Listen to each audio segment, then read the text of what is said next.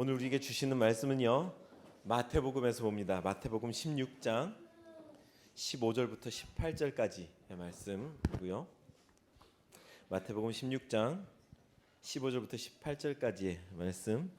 제가 가진 성경책으로는 신약성경 27페이지에 있습니다. 마태복음 16장 15절부터 18절까지의 말씀. 우리 4절밖에 되지 않으니까요, 한 목소리로 합독하면 될 것 같습니다. 자, 찾으신 줄로 알고 마태복음 16장 15절부터 18절까지의 말씀, 우리 기대하는 마음을 담아서 힘차게 한 목소리로 합독합니다. 시작. 이르시되 너희는 나를 누구라 하느냐? 시몬 베드로가 대답하여 이르되 주는 그리스도시요 살아계신 하나님의 아들이시니이다. 예수께서 대답하여 이르시되 바요나 시몬아, 내가 복이 있도다. 이를 내게 알게 한 이는 혈육이 아니요 하늘에 계신 내 아버지이시니라. 또 내가 내게 이르노니 베드로라, 내가 이 반석 위에 내 교회를 세우리니 음부의 권세가 이기지 못하리라. 아멘. 할렐루야. 힘차고 기분 좋은 아침입니다. 아까 찬양 연습할 때까지만 해도 굉장히 날씨 때문에 슬픈 기분이 들었었는데, 오늘도 부어주시는 두 교회의 연합 가운데에 부어주시는 특별한 은혜가 있는 것으로 느껴집니다. 여러분도 그러십니까? 아멘. 우리 기대하는 마음만큼 하나님께서 큰 은혜를 부어주실 줄 믿고요.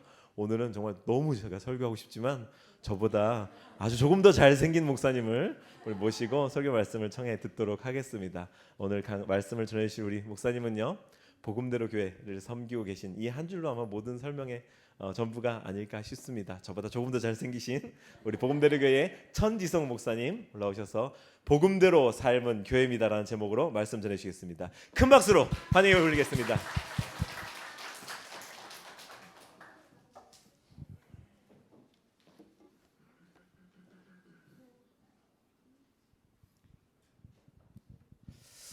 네, 제가 한 번 더 기도하겠습니다. 하나님, 주의 뜻 가운데 또 이 교회 앞에 제가 또 섰습니다. 성령의 권능으로 주의 말씀을 선포할 때에 우리 모두에게 하나님의 은혜가 임하기를 바라며 또 그 말씀이 또 실제되기를 바랍니다. 이 시간 모든 것을 주님께서 다 주관하여 주옵소서. 예수님의 이름으로 기도합니다. 아멘. 네. 저보다 조금 키가 더 크신 목사님, 네, 감사합니다. 아름답게 소개를 시켜주셔가지고 감사를 드립니다. 무슨 말씀을 제가 전할까? 이제 지난주에 목사님 만나서 이렇게 예배를 말씀을 전해야 된다라고 했을 때 어떤 말씀을 전할까라고 했을 때 다른 이런저런 말씀을 하기보다, 물론 다른 말씀 이미 본문을 준비를 했는데 우리가 모두가 다 공통적으로 이제 관통하는 그런 말씀을 전해야 되겠다라고 하는 것이고, 그것은 처음부터 이미 정해진 것 같습니다. 우리 교회 이름을 따라서 복음대로 살아가는 삶은 교회다. 그래서 여기 모든 것이 다 들어있는 것 같습니다. 여러분, 어두운 세상 가운데 마귀가 지배하고 있는 세상입니다. 이것이 인지가 돼야 됩니다. 예, 이게 핑크빛이 아닙니다. 이런 영적인 어떤 그 세계가 정확하게 우리가 인지가 돼야 우리가 그렇게 말하는 이 복음이 내게 진짜 아름다운 얘기가 되고 기쁜 얘기가 되는 겁니다. 그래서 우리가 이 세상이 어둠이고 마귀의 권세 그 아래서 우리를 구원하고 우리에게 생명을 주고 우리에게 기쁨과 자유와 진정한 그 평안을 주는 것은요, 그 유일한 것은 예수 그리스도의 이 복음뿐입니다. 이것이 여러분 우리 가운데 선명하셔야 돼요. 그래야 그에 따른 삶이 교회거든요. 그래야 우리 교회 공동체로 살아가는 이 삶, 그런 삶, 우리들의 삶의 방향, 목적과 그런 방향이 아주 선명해지는 거예요. 세상은 어지러운 세상이라고 얘기합니다. 혼미한 세상이에요. 인지를 정확하게 하셔야 됩니다. 그래서 하나님께서는 그 택하신 자들에게, 그 사명자들에게 뭐 하시냐면 복음을 전하세요. 갈라디아서 3장 8절에 보면요. 또 하나님이 이방을 믿음으로 말미암아 의로 정하실 것을 성경이 미리 알고 먼저 아브라함에게 복음을 전하되라고 하시거든요. 하나님이 아브라함에게 복음을 전했다라고 말씀을 하시는 거예요. 그래서 모든 이방이 너로 말미암아 복을 받으리라 하였느니라. 하나님은 아브라함뿐만 아니라 먼저 우리에게도 하나님 먼저 우리에게 복음을 전하신 줄을 믿습니다. 그러하기 때문에 하나님을 생각하고 하나님 믿고 따른 다음에 먼저 집중해야 할 것이요 복음인 거예요. 왜? 하나님 우리에게 복음을 알려주시기 때문이에요. 다른 것은 뒤에 후의 문제인 거고요. 먼저 복음을 우리가 선명하게 알아야 됩니다. 여러분 우리가 이 시대의 사명자인 줄 믿습니까? 사명자로 부르신 줄 믿습니다. 여기 있는 모인 우리 모두가 다 그냥 예수님 믿고 겨우 그 안에 내 삶의 문제를 해결하고 그냥 조금 더 잘 살았다라 이 문제가 아니라 부르셨다는 것은 교회를 모였다는 것은 사명자를 부르신 거예요. 이 사실 앞에 여러분 다 아멘한 줄 믿습니다. 네, 이걸 전제로 가는 겁니다. 오늘 저희 간증을 살짝 하면서 그걸 통해서 뭐 우리 이제 교회 복음들을 지체들이야 많은 복음 간증을 많이 들어봤지만은 이걸 통해서 제가 말씀을 함께 나누려고 합니다. 제가 처음에 목회자로 부르심을 하나님으로부터 받았을 때에 아주 부담 없이 살았습니다. 그러니까 교회를 정말로 재밌어 했죠. 매일매일 살았습니다. 그러신 분이 있나요? 네. 그냥 복음을 이렇게 정말 이렇게 알아서가 아니라 교회가 너무 그냥 재밌는 거예요. 어릴 적에. 그냥 그 가서 뭐 먹고 라면 끓여 먹고 막 그런 거 있잖아요. 뭐 성탄절 뭐 맞이 그때 되면은 한 11일 문화기본부터 시작해가지고 그때부터 계속 이제 교회에서 한번 노는 거죠. 준비하는 마음으로 노는 거죠. 성탄절 되면 하고 또 놀고 또 30일 이제 오늘 같은 날도 이런 것들이 계속 재밌게 놀았죠. 그래서 늘 교회에 가 있었고 그런 것들이 이제 신앙생활을 좋게 보이는 거죠. 그러다 보니까 이제 너는 목회해라, 목사가 되라. 교회에서 저렇게 이제 얘기를 했습니다. 그것이 이제 처음에는 아주 그냥 넘겼다가 이게 걸리는 거예요, 이 말씀들이. 그러다가 생각을 해보니까 어떤 문제가 걸리냐면요. 내가 목사가 된다? 그럼 지금 이 자리인 거잖아요. 이 자리에서 하나님에 대해서 얘기를 해야 돼요. 하나님의 말씀 가르쳐야 돼요. 선포해야 됩니다. 그 전제가 뭐냐면은 하나님이 살아 계시다. 이것이 전제인 거예요. 근데 처음에 생각이 나는 거죠. 하나님 정말 살아 계셔? 이 질문이 좀 들어온 거예요. 목사하라고 그러니까. 말씀을 전한다고 생각을 하니까. 하나님 살아 계신가? 한 번도 당연히 그런 줄만 알았던 그러한 얘기들이 딱 막혀 있는 거예요. 모르겠는 거예요. 나 진짜 하나님 믿고 있는가? 이게 20대 23살 4살 때인가 제대하고 이제 들어온 질문이었는데 그래서 이게 너무 안 풀려가지고 그때 이제 주님께서 말씀하신 거죠. 그래서 그 살아계신 정말 살아계신가에 대한 이것이 좀 해결하고 싶어서 정말 살아계시고 그 주님이 나를 부르시는 지금 상황이라면은 그러면 주님께서 내 삶을 책임져 주시겠다. 이런 믿음을 가지고 만약에 책임져 주시지 않으면은 집에서 그러니까 제 어머니랑 그때 이제 식당 한다고 막 그랬거든요. 원래 디자인 공부를 했는데 이게 보통 일이 아니어가지고 하다가 뭐 이력저력 얘기하다가 그럼 식당 하고 막 그런 얘기를 했었어요. 그리고 안 되면 돌아와서 시골에서 이제 된장도 만들고 막 그런 얘기를 막 했었던 기억이 있는데 그래서 이제 10만 원을 딱 들고 서울에 갔습니다. 왜냐하면 광야라고 생각했던 것이 그냥 서울이었어요. 그냥 뜻이 있었던 거 아니고 그냥 광야로 가야 된다. 하나님을 경험하려면 광야로 가야 된다. 그래가지고 이제 서울로 갔는데 뭐 돈이 많이 가져가면 안 되잖아요. 그래가지고 돈도 없었고 그래서 10만 원 딱 들고 갑니다. 그래서 이제 그냥 그대로 갈 곳도 없었고 어디로 가야 될지 몰랐고 가겠습니다. 그래서 갔어요. 그랬더니 가려고 하니까 이제 있어야 할 곳이 생기고 그때는 그 석수동 있죠. 서울에 거기가 처음 어떤 목사님 되게 모르신 분이에요. 근데 그 딸이 뭐 필리핀인가 가서 그 방에 남아 있어서 거기 가기 시작하고 그러면서 주님 제가 돈을 안 벌게요. 돈 벌면 돈으로 살아가니까 나 알바 안 합니다. 선포해놓고 살아가는데 그때그때 이제 채워지는 것들을 경험을 한 겁니다. 그래서 보니까 따라서 가니까 하나님의 살아계심을 내 경험을 하고 있는 거예요. 하나님의 살아계심을 알겠는 거예요. 아, 살아가는구나. 그래서 그렇게 서울에서 한 약 5년을 그 정도 그렇게 살았는데 사라지는 거더라고요, 이게.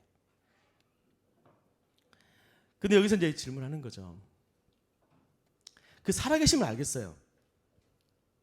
그런데 중요한 건 그 살아계심을 내가 알고 경험했다고 과연 그 속에 구원이 있는가? 이 문제는 다른 문제더라고요.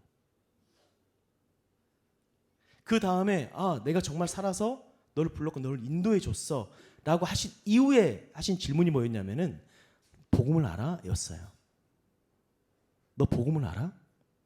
당연히 알죠. 어릴 적에 얼마나 많이 들었는데요. 그런데 모르는 거예요. 복음을 모르는 거예요. 근데 사실 우리 신앙생활은요, 믿음생활은요, 복음을 아는 것에서부터 시작이 되는 거예요. 그러니까 복음이 선명하지도 않은데 그렇게 하고 돌아다니는 거예요. 믿는다고 제가. 거기다가 목사가 되래요. 선명하지도 않는데. 그래서 주님께서 말씀하신 거예요. 너 복음 알아? 이 질문은 저에게 하신 질문뿐만 아니라 우리 모두에게 다 하신 말씀인 줄 믿습니다. 그럼 복음을 아십니까? 야고보서 2장 19절에 내가 하나님은 한 분이신 줄 믿느냐? 잘하는도다 귀신들도 믿고 떠느니라 그래요. 하나님 한 분이신 것을 누구도 믿는다? 귀신도 믿는다. 믿고 떤다. 그 말 속에는 하나님의 존재에 대한 살아계심에 대한 전제를 깔고 있는 거잖아요.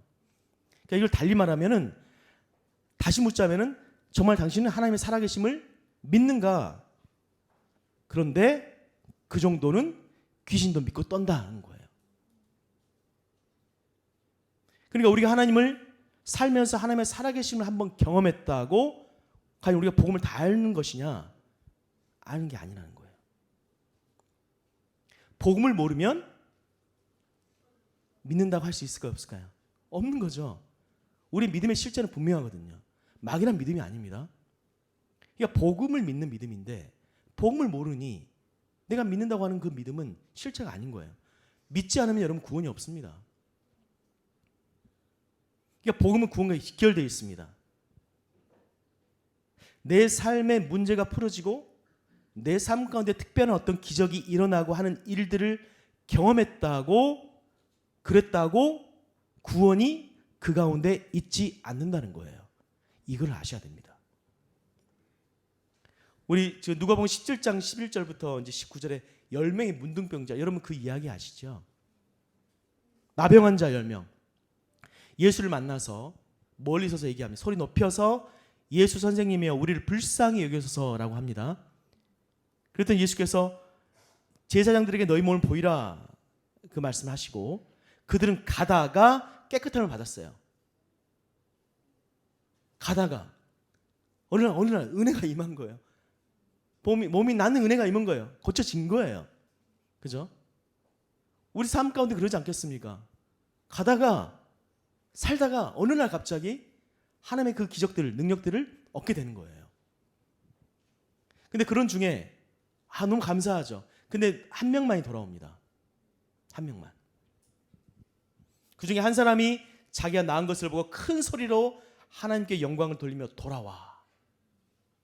예수의 발 앞에 엎드려 감사하니 그는 사마리아인이라. 이제 이방인이 그렇게 한 것이고요. 그러면서 예수께서 하신 말씀이 뭐냐면 10사람이 다 깨끗함을 받지 아니하였느냐 그 9은 어디 있느냐 한 번 더 물으시는 거예요. 당연히 오실 줄 아셨겠죠. 근데 9은 안 왔어요. 그런 다음에 돌아온 한 사람에게 뭐라고 얘기하냐면은 가라 내 믿음이 너를 구원하였다고 그때 말씀하시는 거예요. 구원이 그때 있는 거예요. 그러니까 내 몸이 나았다고 해서 구원이 같이 임하는 게 아니라 그 앞에 엎드렸다 얘기하죠. 내 삶의 문제 해결과 구원의 문제는 다른 얘기입니다. 그러니까 우리가 살아계심을 하나님의 그 살아계심을 인정하고 심지어 그 능력을 하나님의 능력을 경험을 했다고 구원이 내게 있다는 것이 아니라는 거예요. 믿음이 있어야 되는 거예요. 그 믿음이 뭐예요? 이게 이 사람이 했던 것처럼 예수님 만나서 그분의 발 앞에 엎드리는 믿음인 거예요. 주 앞에 굴복된 믿음인 거예요. 그 믿음으로 구원을 받는 겁니다. 그래서 이 복음을 아는, 복음을 믿는 그것이 진정한 믿음인 거예요. 그 믿음 안에 구원이 있다는 사실을 다시 한번 여러분 확인하시기를 바랍니다. 여러분 복음을 아십니까? 그때 저는 몰랐어요. 당연히 지식으로는 알았지만은 분명히 우리 여러분 많이 들어보셨을 거예요. 아는 것과 믿는 거 다르다고. 다릅니다. 그러니까 성령의 그 물으심 앞에 제가 주님께 앞에서 복음을 압니다라고 도저히 얘기할 수가 없었던 거예요. 그래서 충격이었어요. 제 마음속에는. 그래서 복음을 알기 위해서 듣기 위해서 막 돌아다니고 막 어디 갔다 오고 막 복음학교도 갔다 오고 막 이랬었어요. 그때 이제 주님께서 이리저리 내가 이제 들었던 그 복음을 관통하는 그 말씀이 내 안에 쭉 들어오는 것이 고린도전서 15장 3, 4절의 말씀이었습니다. 복음 조금 얘기하면서 여러 가지 내용들을 많이 흩어졌던 그 말씀 딱 한마디로 했을 때에 고린도전서 15장 3절 4절 내가 받은 것을 먼저 너에게 전하였느니 이는 성경대로 그리스도께서 우리 죄를 위하여 죽으시고 장사 지낸 바 되었다가 성경대로 사흘 만에 다시 살아나사입니다. 이게 복음이에요. 그렇게 많이 듣고 얘기한 그 복음. 여러분 이렇게 말씀을 드리는 것은요. 그 죽으심과 부활, 그 복음에 집중하시라 그 말이에요. 흘려 던질 문제가 전혀 아닙니다. 그거는 당연히 알지 하고 넘길 문제가 아닌 거예요. 그래서 우리 교회가 그렇게 하지 말자, 집중하자. 그래서 복음대로인 거예요. 왜냐하면 그 복음 안에 모든 것이 다 들어 있습니다. 능력과 기적과 평강과 자유와 기쁨과 하나님 나라와 모든 것이 그 복음 안에 들어 있는 거예요. 근데 그는 복음을 압니다 그러고 내가 세상에 눈을 돌리고 거기에 집중하고 있다면 안 되는 거죠. 복음에 집중할 때 그 안에 하나님의 역사가 그 속에 있는 줄을 믿습니다. 네, 죽으심과 부활. 복음은 성경대로 죽으시고 부활하신 예수 그리스도, 이분이 복음인 거예요. 그래서 복음을 안다는 것은 뭐예요? 부활하셔서 지금도 살아 역사하시는 이분을 만나는 거예요. 그것이 아는 거예요.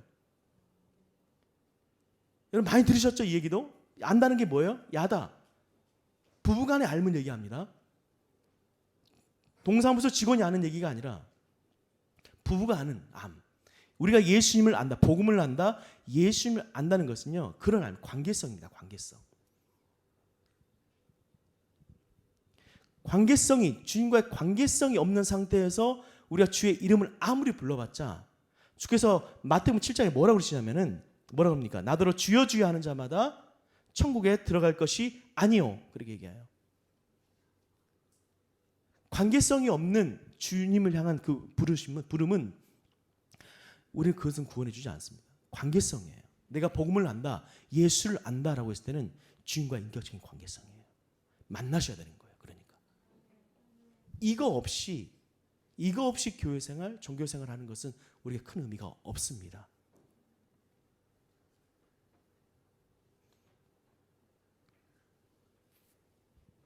그러니까 복음을 우리가 안다라고 했을 때는 정말 아까 읽었던 고린도전서 15장의 말씀이 이제 그 부활장이잖아요. 그래서 많은 증인들이 있다 얘기를 하니까 그 많은 증인들 앞에서 주께서 하신 일이 뭡니까? 죽으시고 부활했다는 거거든요.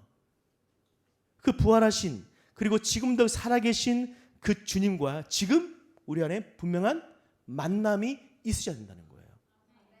그것을 복음이 안다고 하는 것이고 그것이 예수를 믿는다는 거예요. 이것이 없었던 거예요, 제가. 없는 상태에서 목회를 하라는 거예요. 안 되는 거죠, 그러니까. 여러분 부활의 주님을 만나셨습니까? 십자가에 죽으시고 부활하신 그 예수 그리스도를 여러분 만나셨습니까? 반드시 만나야 되는 거예요. 우리 인생 가운데 딱 한 번밖에 없는 인생 가운데 그 어떤 것보다 뭐 시기와 때는 다를 수는 있지만 정말 중요한 어찌됐든 만나야 되는 거예요. 어떤 분은 정말 세상에서 다 놀고 마지막 강도처럼 그런 생각 하지 마시길 바랍니다. 하지 마세요. 언제 갈지 몰라요. 새가 올무에 걸림같이 인생이 언제 갈지 모릅니다. 주의 부르심 앞에 바로 즉각 반응하셔야 돼요. 다시 한번 우리 확인합니다. 여러분 부활의 주님을 정말 만나셔야 되는 거예요.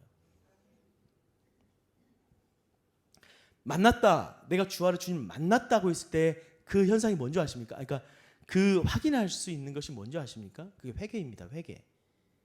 내가 주 앞에서 회개가 일어났다. 그때 내가 주님 만난 거예요. 근데 아직 회개가 일어나지 않았다고 한다면 빨리 회개를 하셔야 됩니다. 왜냐하면 복음이 선포되는 것은요, 동시에 회개가 선포되거든요. 회개하고 복음 믿어라. 회개하고 죄 사함 없이 하라. 뭐 이렇게 항상 침례 요한도 예수님도 사도들도 다 회개하고 복음 믿어라. 회개하고. 그러니까 우리가 복음을 믿는다고 했을 때는 먼저 뭐가 이루어져야 되냐면 회개입니다. 그래서 돌아보는 거예요, 여러분. 내가 복음을 아는가 믿는가라고 했을 때 나타나는 우리가 그 현상은 뭐냐면 회개예요, 회개. 회개가 있느냐의 문제예요. 근데 뭘 회개할 것이냐 더 중요하죠. 뭘 회개할 것이냐. 여러분 회개하셨죠? 많이 하셨죠? 어릴 적부터. 수련회 가서 많이 하시고. 저도 그런 기억이 있습니다. 회개하라고 그러니까 수련회 이제 딱 따라가서 그때는 정말 근데 가다 보면 또 첫사랑 누나가 또 있지 않겠어요? 가서 이제 하다 보면은 그 거룩한 시간에 불 다 꺼놓고 이제 찬양 나오고 찬양을 이제 해야 돼요. 회개를 하래요. 근데 뭘 회개될지 모르겠는 거예요. 다 짰죠. 거짓말도 하고 했던 것들을. 근데 눈물이 안 나오니까 이제 옆에 누나를, 그 정육점 누나가 있어요. 그 누나 어디서 뭘 하고 있는지. 그 누나가 너무 부르짖으며 울고 있는 거죠. 그 앞에서 어떻게 하겠어요? 당연히 따라 울어야 되니까. 그래서 막 눈물을 짤고 막 그랬던 기억이 납니다. 그래가지고 이제 예배 딱 나오면은 그 주 앞에서가 아니라 누나 앞에서 보란 듯이 빨간 눈물 자국 내면서 살짝 아직 안 닦고 아직 남겨놓은 상태에서 그 앞에 서성이는 나의 모습 이런 것들이 있었죠. 이게 이제 회개 이제 그런. 근데 그게 진짜 회개가 아니죠. 그런 회개 말고 회개는 여러분 죄에 대한 건데 분명한 죄를 회개해야 되는 거잖아요. 근데 죄가 뭡니까 여러분? 죄의 근본이 뭐예요? 요한복음 16장 9절에 보면요. 죄의 대하람은 그들이 나를 믿지 아니함이요라고 말씀해요. 죄의 대하람은 그들이 나를 믿지, 나가 예수 믿지 않는 것이 죄라고 말씀하시는 거예요. 다른 말로 하면 우리 여러분 예수님이 주님이시죠. 근데 예수가 주인이 아니라 누가 주인이다? 내가 주인인 거예요. 이 죄를 회개하는 거예요. 이 죄를. 그래서 내가 회개를 했다. 어떤 죄를 회개했다? 도둑질을 하고. 저 도둑질도 해봤어.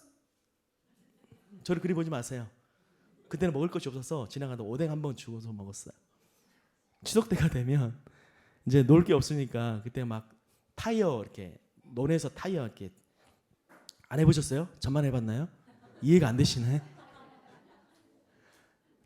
끌려간 거죠. 제가 주동자가 아니라 동네 형들이 가니까 쫓아갔다가 밤새도록 태울 것을 찾다가 타이어는 밤새 탑니다.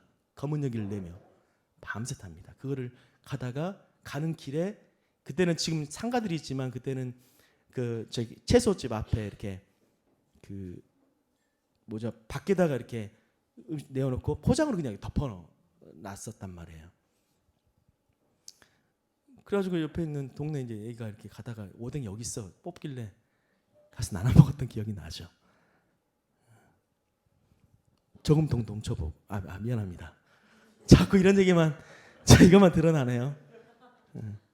그러니까 그런 것들은 사실 회개를 이제 하는데 진짜 이거는 죄의 열매들인 것이고요. 이런 거 말고 먼저는 우리 뿌리부터 흔들어야 되는 거예요. 그게 바로 예수 믿지 않는 거예요. 그게 바로 내가 죄인 된 거예요. 내가 주인 된 겁니다. 이것을 정확하게 회개를 해야 되는 거예요. 이 회개가 우리 가운데 있어야 된다는 얘기예요. 내가 복음을 안다, 내가 예수를 믿는다라고 있을 때는 분명하게 이러한 회개가 우리 가운데 있어야 된다는 얘기예요. 회개하고 복음 믿어라. 그러니까 그런 면에서 나는 이제 복음을 몰랐던 것이죠. 회개도 없었고 믿음이 있다고 하면서 사실은 믿지 않고 있었던 거예요. 근데 저는 이런 상태가 지금도 많다고 생각합니다. 무엇을 믿고 있는지가 정확하지 않는 상태에서 믿는다고 했던 거죠. 교회를 다니고 복음의 내용을 지식적으로 알고 있다고 분명 그 복음을 믿는 것은 다르다는 얘기예요. 근데 그 속에는 구원이 없는 겁니다. 그래서 가려졌던 그 믿음의 실체를 분명히 드러내신 거죠. 그때 그 질문을 통해서. 그리고는 정말 그 말씀, 죽으시고 부활하신 그 예수 그리스도 그 앞에서, 그걸 만남으로 그분 앞에서 내 죄를 회개하고 분명하게 고백을 했어요. 여러분, 그 고백이 어떤 고백인 줄 아십니까? 로마 10장 9절의 말씀이 너무 중요한 말씀인 거예요. 내가 만일 내 입으로 예수를 주로 시인하여 하며 또 하나님께서 그를 죽은 자 가운데서 살리신 것을 내 마음에 믿으면 구원을 받으리라. 복음을 믿는 1차적인 이유가 뭡니까? 구원 문제 아니겠습니까? 영원히 하나님 나라에서 영원히 살기 위하여, 구원받고 살기 위해서 우리가 복음 얻지 않습니까? 복음 믿지 않습니까? 그러면 그 얻기 위해서 우리가 정확하게 이 말씀을 따라 내 마음에 죽으시고 부활하신 예수 그리스도, 이분을 나의 주라, 주님이라 고백할 때에 구원을 받으리라 라고 말씀하셨어요. 그러니까 우리의 믿음의 고백은, 회개하고 그 위에 믿음의 고백은 뭐냐면 죽으시고 부활하신 예수 그리스도, 당신 나의 주님이십니다 예요. 이 고백은 온전한 그분의 다스림을 이제 받겠다고 하는 거죠. 내가 주인 된 것을 완전히 던져버리고, 그러니까 나는 죽고 진짜 예수로 살아가는 삶이 돼야 되는 거예요. 이것이 돼야 되는 거예요. 그래서 그걸 통해서 이게 그렇구나, 이게 복음이 분명해지고 내 안에 구원이 이제 분명해진 거죠.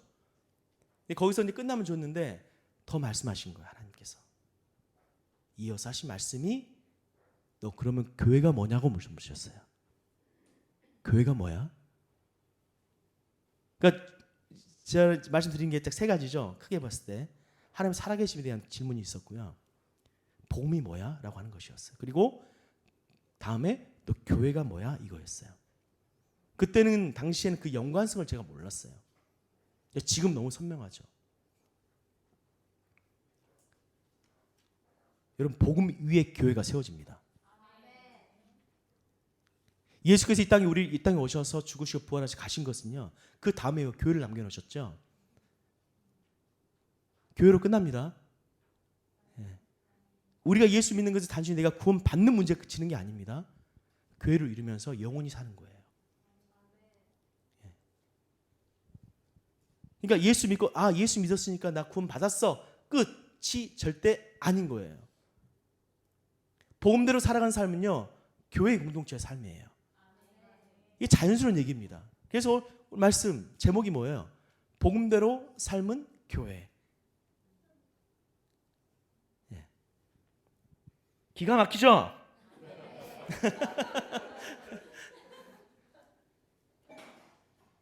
그래서 먼저 복음을 아는 게 중요해요. 교회는 그냥 세워진 게 아닙니다. 그냥 열심히 모인다고 세워진 게 사실은 아닌 거예요.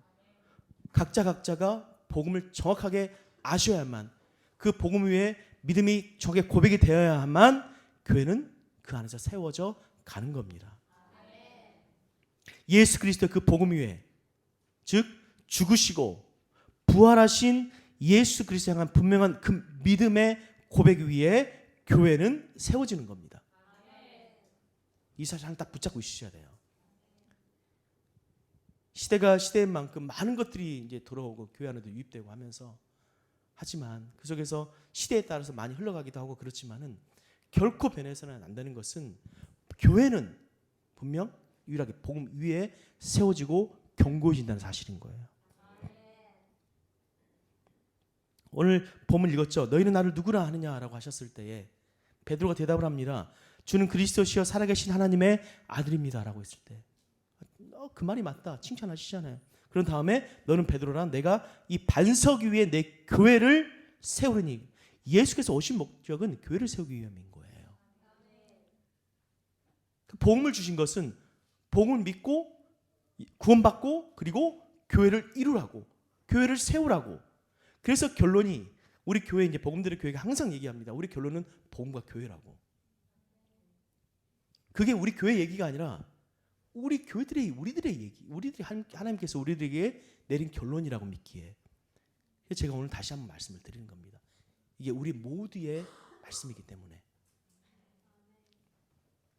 우리의 것을 우리 복음들의 교회 것을 소개하고 우리는 이런 모양이에요라고 얘기하는 얘기가 아니라는 거예요. 우리 결론은 예수죠.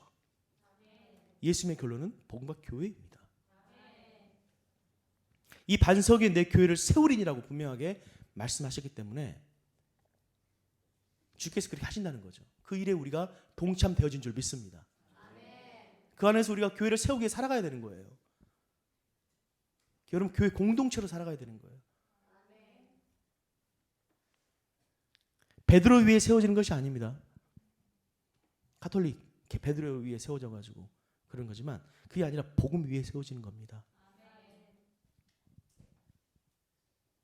주는 그리스도시여 살아계신 하나님의 아들이십니다라고 하는 이 고백이 너무 중요한 거고 이와 같은 고백을 누가 하냐면 도마도 그래 얘기하거든요. 의심하는 도마에게 부활의 주님 딱 나타나셨을 때에 뭐라고 얘기합니까?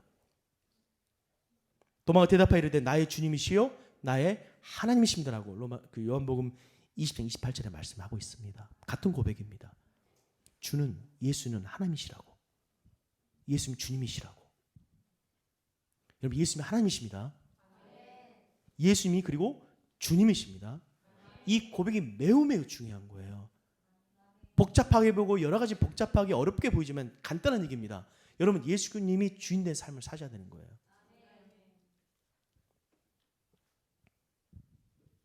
이 믿음의 이 복음과 이런 믿음 우리 안에 선명할 때 교회는 든든히 세워져 가는 겁니다. 숫자를 얘기하는 게 아니에요.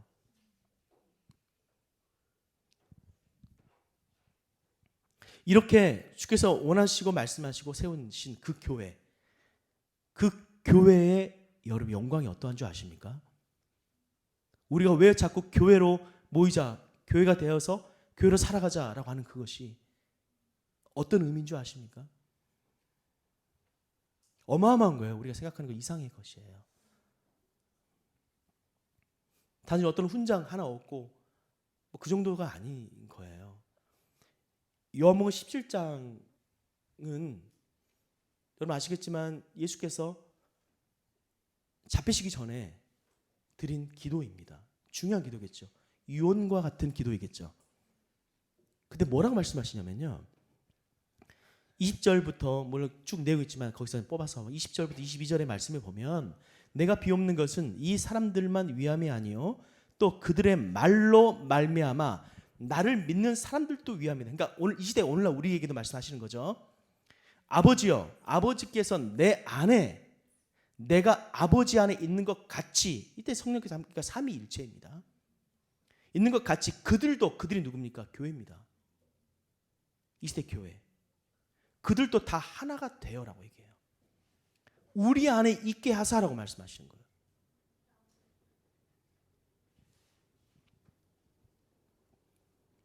세상으로 아버지께서 나를 보내신 것을 믿게 하옵소서. 내게 주신 영광을 내가 그들에게 주었사오니 예수 그리스도의 영광이 교회 안에 있는 겁니다. 이는 우리가 하나 된 것 같이 그들도 하나가 되려 함이니이다. 네, 하나가 됨. 우리의 모든 교회가 하나 되고 또 우리가 누구랑 하나가 되냐면 삼위일체 하나님 속에 우리가 초청받은 거예요. 여러분 교회가 우리가 너무 지금 이게 저는 이 말씀 듣고 완전히 정말 충격한 가장 인생 가운데 제일 충격을 받았던 말씀이에요. 사실은 이렇게 멀뚱하게 있지 않았습니다. 여러분과 같이 너무 놀라가지고. 왜냐면 교회를 그냥 처음에 말씀드렸듯이 재미로 다녔거든요. 일주일에 한 번 딱. 근데 그 존재가 그게 아닌 거예요. 이 교회라고 하는 것이. 교회를 이루며 살아가는 여러분들의 삶이 정말 복된 겁니다. 포기할 수 있는 얘기가 아니에요. 그냥 다니고 마음에 안 들어 이런 얘기가 아니에요. 하나님의 삼일체 그 하나님의 영광 가운데 초대된 것이 교회인 거예요. 삶은 교회. 덧붙이자면 영원한 삶은. 어마어마한 지금 이거 얘기가 삶은 교회 대단한 얘기입니다. 사실은. 아셔야 됩니다. 교회 영광이 무엇인지. 왜 자꾸 교회 얘기하는지. 왜 교회로 삶을 교회로 살아가자고 하는 것인지. 왜 복음대로 살아간 삶을 교회라고 하는 건지에 대해서 이게 도대체 무엇이길래 어느 정도의 얘기이길래 도대체 이렇게 얘기하는 것이냐. 예수의 영광이 있는 것이에요. 삼일체 속에 하나님의 속에 초청된 것이 바로 교회입니다.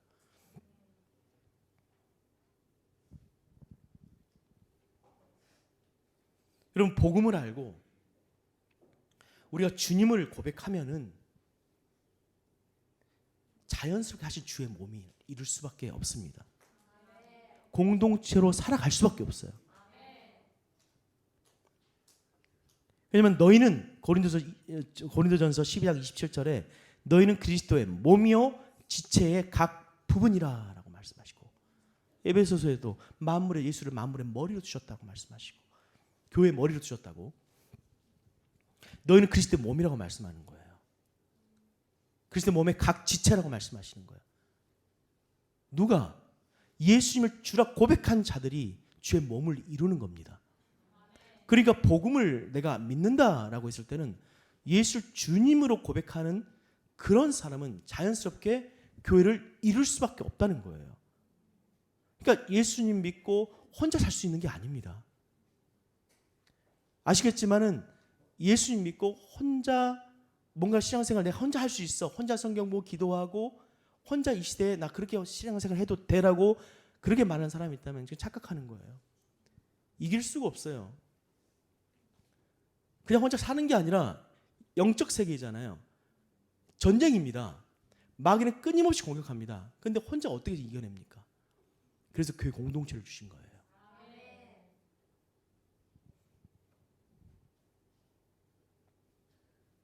그래서 복음대로 복음을 믿고 이제 믿기로 결정하고 고백을 하고 그렇게 살아가겠다고 하는 사람은 그런 사람은 그의 삶은 교회 공동체로 살아갈 수밖에 없다입니다.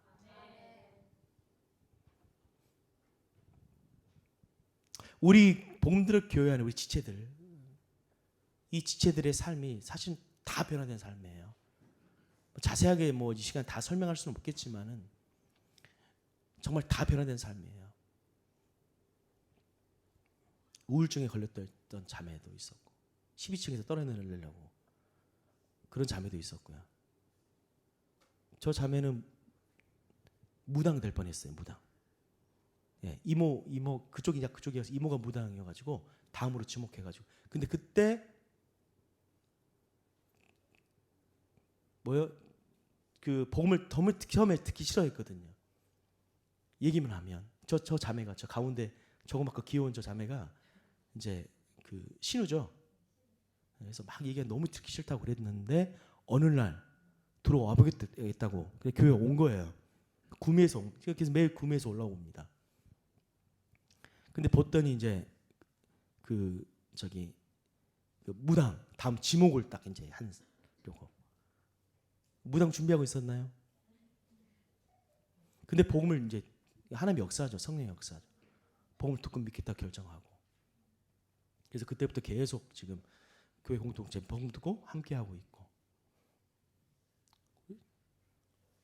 그 중국인 저 자매도 마찬가지고 이제 복음 듣다가 너무 싫다고 맨날 저 만나면은 맨날 복음 얘기 너 주인 누구야 이것만 물어보니까 처음에는 고백했다가 너무 듣기 싫은 거예요. 나 지금 돈 벌어야 되는데 그래서 도망갔어요. 중국으로 한번 자기 마음대로 살겠다고. 그런데 성령이 가만두지 않았던 거예요. 다시 마음이 막 주셔가지고 그래서 2년 전에 다시 돌아왔죠. 1년 전에. 네. 지금은 얼마나 복음 붙잡고 교회 공동체로 살아가는지.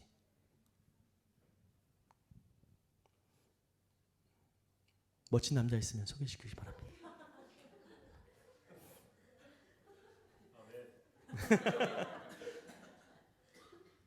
너무너무 귀한 복음의 다원시라고 있습니다. 저 뒤에 있는 자매도 모두가 다 정말 복음 때문에 교회 때문에 헌신하고 있어요. 여러분 저희들 카페 하고 있는 거 아시죠? 네. 조건을 가졌기 때문에 한 게 아니에요. 그냥 한 거예요. 그 뭐 지금 현재 급여가 있는 상태가 아닙니다. 그럼에도 그것들을 계속 그냥 섬기는 마음으로 주를 위해서 교회를 위해서 해 나가고 있어요. 고스란히 그에 따른 어려움들은 스스로 감당해 나가고 있고 물론 그러면 또 공동체 함께 공유하고 있고 여러분 부활의 주님 딱 만났을 때 고백했을 때 믿었을 때에 복음을 알 때 교회로 살아가고 하는 것이 자연스러운 거예요. 네. 우리가 참 교회 공동체로 살아가는 거 죄송해요. 지금 감기가 아직 좀 남아 있어가지고 발음도 좀 불명확하고 그럽니다. 보이지 않는 하나님을 어떻게 믿고 우리가 보이지 않는 믿음을 어떻게 나타낼 수 있겠습니까, 여러분? 어디에서 나타낼 수 있겠어요? 보이지 않는 하나님. 내가 보일 수 없는 그 믿음을 어떻게 어디에서 나타낼 수 있겠습니까? 그게 바로 교회 공동체예요. 여기에 나타낼 수 있는 그러니까 혼자 한다는 것은 어떻게 확인할 방법이 없는 거예요. 본인은 고백할 수 있겠지만은 공동체 함께 할 때에 그 믿음이 사실 드러나거든요. 그 속에서 연합하고 하는 겁니다.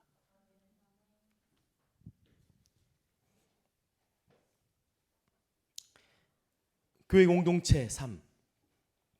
같은 복음, 같은 믿음, 같은 마음을 가지고 함께 살아가는 것이 교회 공동체입니다. 우리는 분명하게 어디 집중을 해야 되냐면은 이 교회, 이 우리의 삶, 이제 인생 한 번밖에 없는 인생 가운데 교회 공동체 삶에 집중하셔야 돼요. 정말 그러니까 삶은 교회로 살아가야 되는 거예요. 나의 삶은 교회 공동체로 살아가야 되는 거예요. 더군다나 교회는 뭐라고 합니까? 하나님의 피로 사신 교회라고 말씀하는 거예요. 교회의 가치가 어마어마합니다. 그 본질을 얘기하는 거예요. 제가 말씀드리는 것은.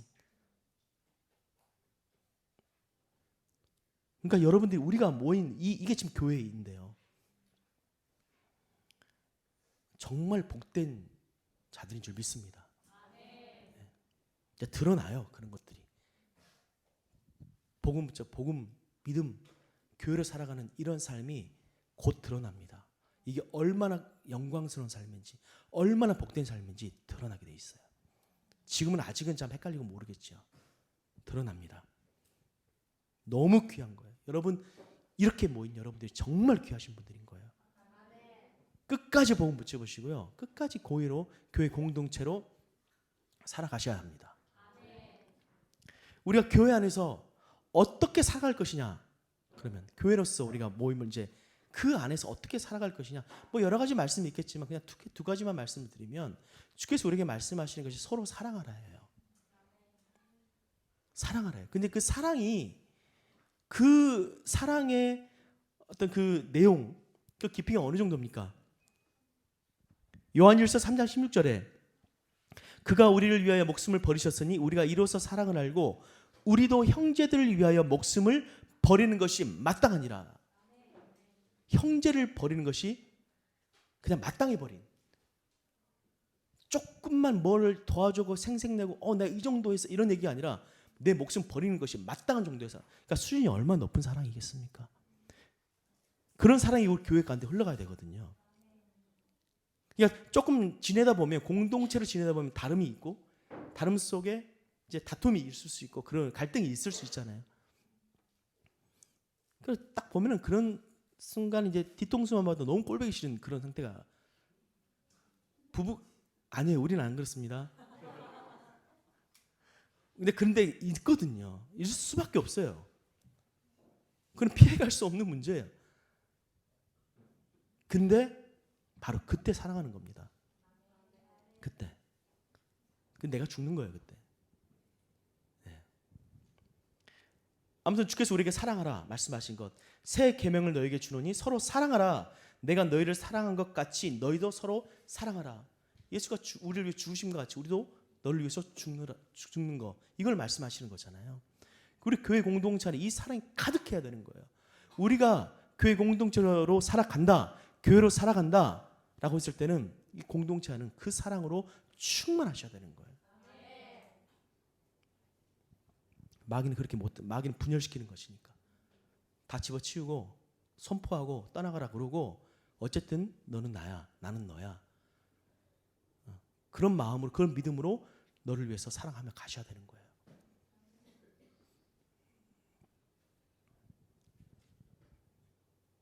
그리고 두 번째는 고린도전서 1장 10절에 보면요, 형제들아 내가 우리 주 예수 그리스도의 이름으로 너희를 권하노니 모두가 같은 말을 하고 그랬어요.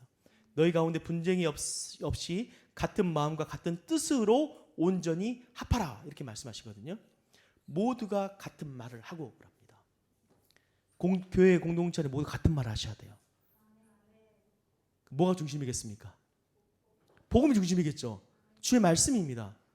그러니까 더 앞서 얘기하면 그 말씀을 누가 선포 가르쳐 주십니까? 담임 목사님이시죠. 삶은 교회는 이시선 목사님 말씀 들으시고 거기에 마음을 같은 말을 하셔야 되는 거예요. 저는 그래서 계속 반복을 계속합니다. 복음을 계속 반복해요. 내 생각을 얘기하는 게 아니라 주의 말씀, 그 복음을 계속해서 제가 말씀을 하거든요. 드리거든요. 그러면 왜? 저랑 같은 말을 해야 되니까. 그래야 제가 어디 가든지, 만약에 제 대신 어디 가서 복음을 전한다 라고 했을 때 같은 얘기를 할 수 있으니까요. 그게 바로 교회 공동체 사명 아니겠습니까? 어디 가든지 같은 얘기를 해야 되는 거니까. 근데 여기는 얘기 듣고 만약에 보냈는데 저 사람이 다른 얘기를 해버리면은 안 되겠죠. 같은 말을 하셔야 됩니다. 복음 중심.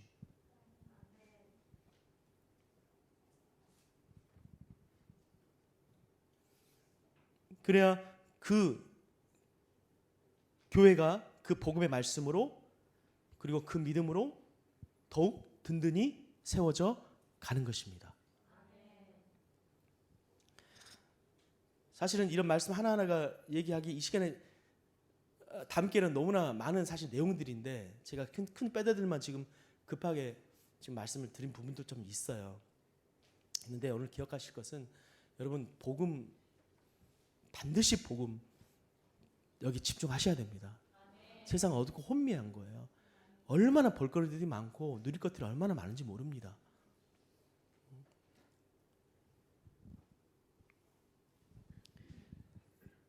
그런 가운데 정확하게, 다른 건 근데 다 없어지고 지나갈 것들이에요. 근데 진리는 변하지 않는 거잖아요. 복음이 진리입니다. 우리가 이 시대, 어둡고 혼미한 이 시대 가운데 분명한 것을 여러분 복음 붙잡으셔야 되는 거예요. 여기 집중하시라 이 말이에요. 여러분 복음 몰라서가 아니라 집중하시라 그 말이에요.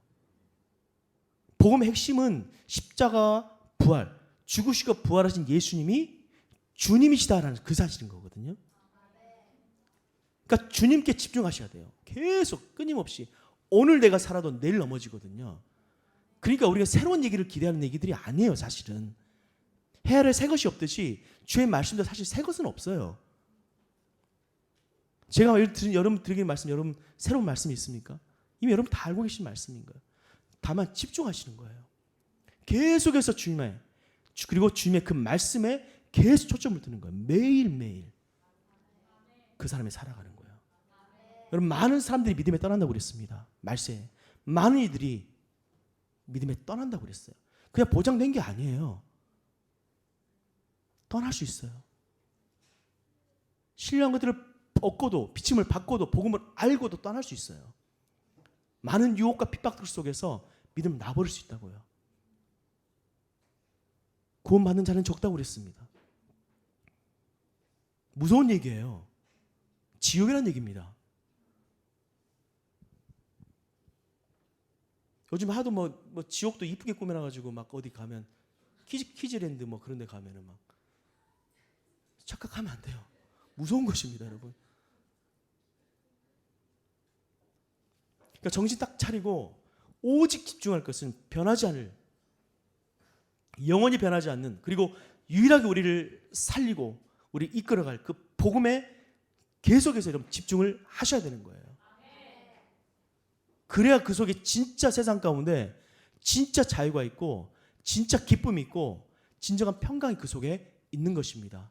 왜 우리가 예수를 믿고도 우리가 눌리고 염려하고 두려워하는 이유가 뭔지 아십니까? 다른 얘기 아니에요. 주님께 집중하지 않았기 때문이에요. 주님께 맡기지 않았기 때문이에요. 이유는 딱 한 가지, 그거밖에 없습니다. 문제도 하나고 답도 하나예요. 문제는 주님 떠난 것이고 답은 주께 돌아오는 거예요. 주께 맡기는 겁니다. 너희 모든 염려를 주께 맡기라. 안 맡기니까 염려가 있는 거죠. 그러니까 정말 우리가 복음에 딱 집중, 복음대로 교회든 삶은 교회든 어쨌든 주 안에서 우리가 하나 된 교회이지 않습니까? 이게 우리 이 말씀들이 우리 모두를 다 관통하는 얘기지 않겠습니까? 그 모양은 조금 다를 수 있고 하지만은 결국은 우리가 이걸 위해 살아가는 거거든요.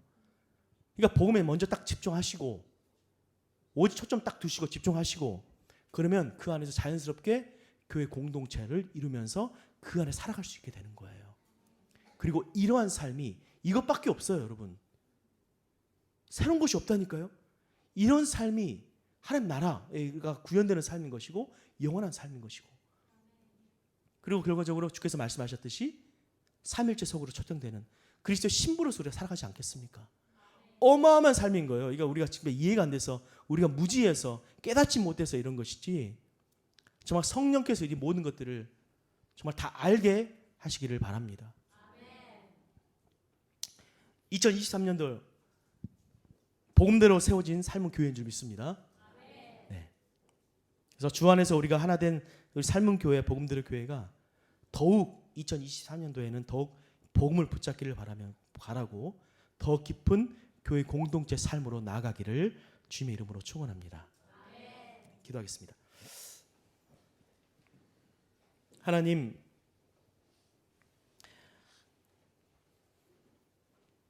세상을 살릴, 세상에 구원받을 유일한 복음, 이 복음에 먼저 집중하기를 바라며 복음대로 살아가는 삶, 바로 교회로서 살아가는 삶이 우리 안에 더 깊어지기를 바랍니다. 우리 연약함 가운데 성령께서 도우시고 인도하여 주옵소서.